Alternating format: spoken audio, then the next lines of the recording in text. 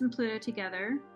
Again, Pluto just feels like there's a house party at Aquarius's house, and like the usual suspects come in for their annual gathering, and as soon as they walk in the door, they hit this like really strange creature named Pluto, and they have to kind of go through him as like the doorman before they enter in the Aquarius party. And I imagine Aquarius house parties are probably incredibly weird anyway, but this just adds to the element. Like they have to kind of get through him and solve his riddle before they can enter in the rest of it. So I'm excited for Venus and Pluto to get together, just because some of my favorite artists have a Pluto-Venus connection. I feel like she just charms everybody, and I feel like she kind of likes the Plutonian adversarial energy. I don't know, that's probably totally projecting, but I'm excited for that, just for that, and I won't look at Mars right now. The Mercury-Uranus square. Everyone gets a little nervous with that Pluto-Mars situation, but in my head, it's kind of, if you take it back to that party, like a house party, you've kind of got like your quarterback football star walking in first, and then you've got the weird little art nerd, do you guys remember that movie, She's All That? Where all of a sudden, they do the makeover and she's, the hot girl or whatever. Mercury is under the beams by then. So right. And Venus has got that whole sign. Well, yeah, he's under the beam, so he's combust, and then he's approaching his exile and fall, that he may not be of much help. I'm interested about the Mercury-Uranus square. At that point, you'll have just moved past it. So maybe on the 16th, as he's applying to that. Again, it's just those fixed signs are going to get like a churning of all that air energy. I did a little bit of research, just looking back on the second ingress of Pluto into Aquarius, and then looked up kind of when there were similarities because of all this energy. And I found two things. So in 1778, February 2nd and 5th, the Pluto and Venus and Mercury were all kind of running into each other, and that was the second ingress. The first one was like 1777, late 77, and then 78. It ingressed for kind of the majority of the year, similar to this year, and then it did it again the following for that full cycle. And what I found was that this was during the Revolutionary War, right? And it was on February 2nd, when Pluto and Venus were conjunct, France recognized the United States as its own country. It had already declared its independence and had been fighting the British, but it made me wonder about the idea of the sun being exiled, and the sun at home in Leo as like a symbol of royalty and dominion, and then the sun being in Aquarius of being away from that. And so planets just being in Aquarius, there's discussion about, is Aquarius really the rebel, because they're a fixed sign, but the idea of wanting to just separate, it didn't feel like it totally fit, because Venus and Pluto, you wouldn't think Venus would be necessarily correlated to war or political relations, but there was an early alliance between France and this new republic. And Venus, the nature of Venus is the sextile, and it's like the first aspect. So it was like the first attempt for France to kind of reach out on a limb and help this country that had defied itself from the royalty and that kind of rebellious spirit of Aquarius.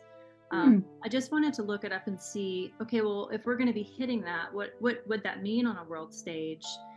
The second one that I found was a few days later, there was the first all-black freed slaves infantry unit that was formed in the northeast of the United States. So these were enslaved people that were liberated in order to fight for the country under the guise that that slavery would go away.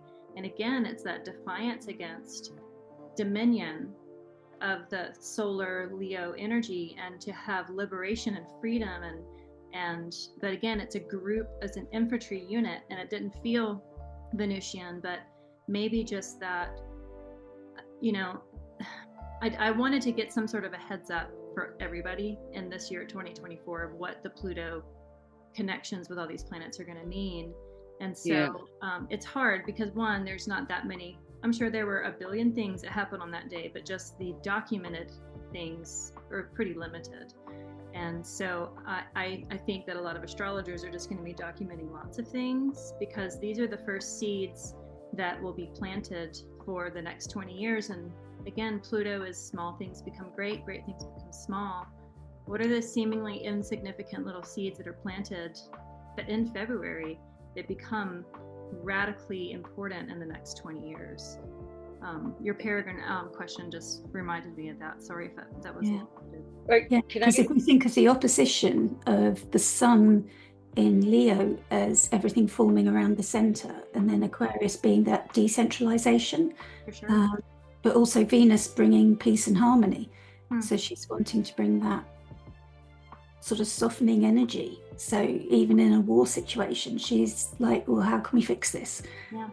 You know, how can we resolve it? How can we find a resolution? So I can see how she could work in that situation of like, well, let's negotiate here. Let's find that resolution. Maybe that's like a ceasefire. Yeah. Yeah. Can I add something? Sure. I'm also thinking a lot about, I also watched the February report with Chris and Austin, and they talked a lot about the AI.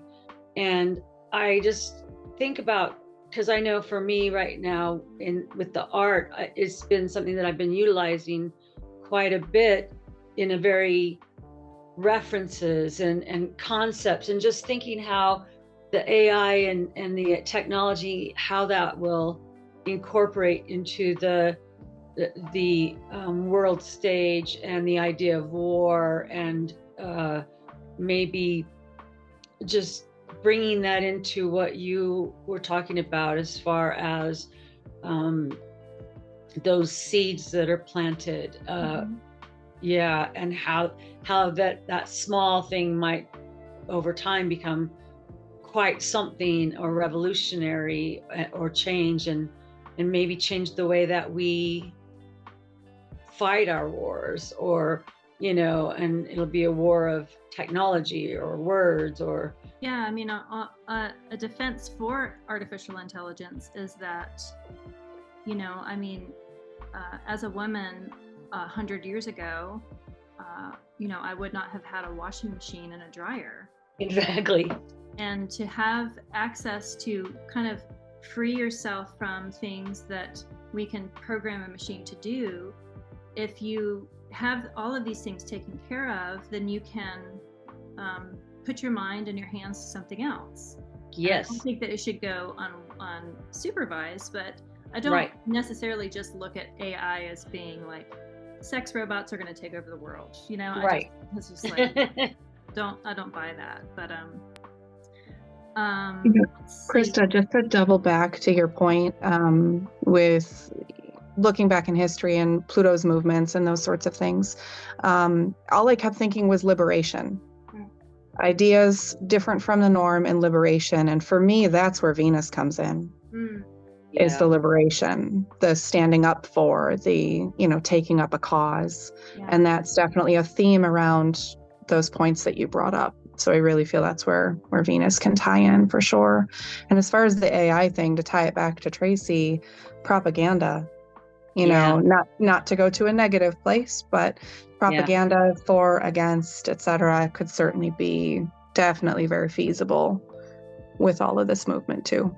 Absolutely. Well, they were talking about memes where they were having, President Biden and Trump having tea together or something, where it was almost impossible to tell that whether it was real or not. And so that what you were saying, Shauna, about sorry, I had a brain glitch. But I would right now, it seems like AI has not got hands right, so I just always look at the hands, and if they look like a whole bunch of dogs on top of each other, I know. I was just gonna say, look at the hands and eyes. Yeah.